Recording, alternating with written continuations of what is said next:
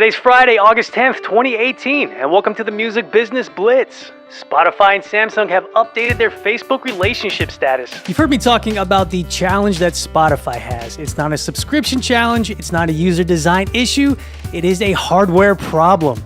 With competition like Apple Music, Amazon Music, and Google Play all having native voice-activated hardware that seamlessly links up with their own devices, Spotify has a major problem on their hands, and it looks like Samsung has come in to save the day. Yesterday, Samsung officially announced a long-term partnership with Spotify. The new deal the two companies worked out will make Spotify the quote go-to music service provider on all Samsung devices. Yes, that would be all Samsung devices like their Smart TV, Galaxy Smartwatch, and Galaxy Home devices.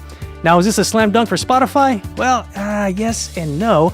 Now, I say yes because Spotify has not yet had a serious relationship with a large and popular hardware manufacturer. So in that sense, this is a huge deal for the streaming giant, so chalk a W up on this front. But also consider this. How many of you out there are using a Galaxy Home device, let alone even knew that Samsung made a slew of smart devices for your home? Probably not a lot of you, but I'm sure you are aware of Google, Amazon's, and possibly Apple's smart speakers. So this is still a problem. However, I am 100% confident that Samsung will soon come out with an amazing smart speaker that seamlessly connects with their home devices. And companies like Google or Amazon, they don't make smart appliances. So Spotify could eventually have the upper hand here. Television producers are digging deep with this one. If you listened to commercial radio back in 2007, then I am willing to bet that you are very, very familiar with this song I am about to play by the Plain White T's. And by familiar, I mean you'll probably throw up in your mouth a little bit because you heard it so much, but hey, here we go. Hey there, Delilah, what's it like in New York? Yeah, that's the one. Hey there, Delilah by the Plain White T's.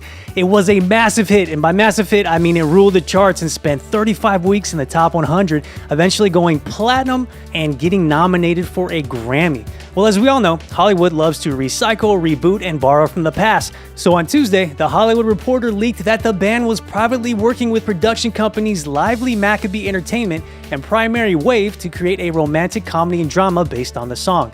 Now, the series, it's still in development and has not yet been picked up, but it's reportedly being pitched as a contemporary fairy tale. And the good news for these guys is that the soundtrack, it's already written, man. Dave Grohl does it again. Even if you don't like the Foo Fighters, I know that you appreciate what they've done for music. And their frontman, David Grohl, talk about a legend. I've said it before and I'll say it again, don't kill me here guys, but Kurt Cobain's passing was the best thing to happen to Dave Grohl. Yes, it's sad that we lost another legend at such a young age, but with tragedy came light, and that light was Mr. David Grohl. Okay, so I'll jump off Dave nuts for a little bit and tell you about his latest project called Play. And side note, this project is spelled in all caps, a technique that a whole bunch of artists are using now that Kendrick Lamar did it on his last album. So I'm not quite sure what the advantage of doing this is, but if you do know, slide up in my DMs and drop some knowledge on me. Anywho, this project is just as ambitious and entertaining as Sound City or any recent Foo Fighters records released with extra content. The film is a two-part mini documentary about, quote, celebrating the rewards and challenges of dedicating one's life to playing and mastering a musical instrument.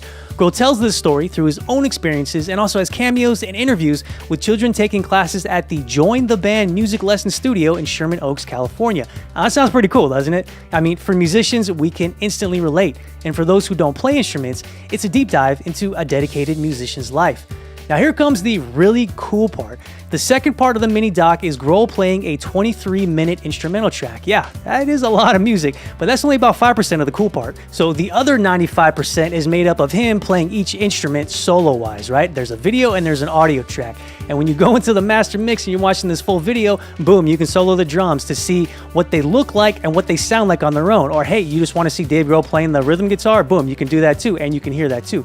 I mean, it's pretty awesome what he's doing here, and he just keeps on giving, right? If you go to the video's website, which is roswellfilms.com, play.roswellfilms.com, you can look at the input list for the recording studio, you can see the studio setup, and you can grab the musical charts for all the major instruments in this 23-minute instrumental. I love it, man. I love this. It takes the mystery out of recording, and it makes sense because his video here also takes the mystery out of what it's like to live as a musician. So again, that website is play.roswellfilms.com. Make time to watch it. All right, folks, that is all I have for the Blitz today. Appreciate you tuning in this whole week, and I hope you have a fantastic weekend. A side note right here, I'm curious to know, would you guys be interested if I started interviews with music industry professionals? Now that I'm out here on the West Coast, it gives me a lot more access to music industry people that are doing the damn thing. So if that sounds interesting to you, slide up in my Instagram DMs and let me know. All right, guys, have a fantastic weekend.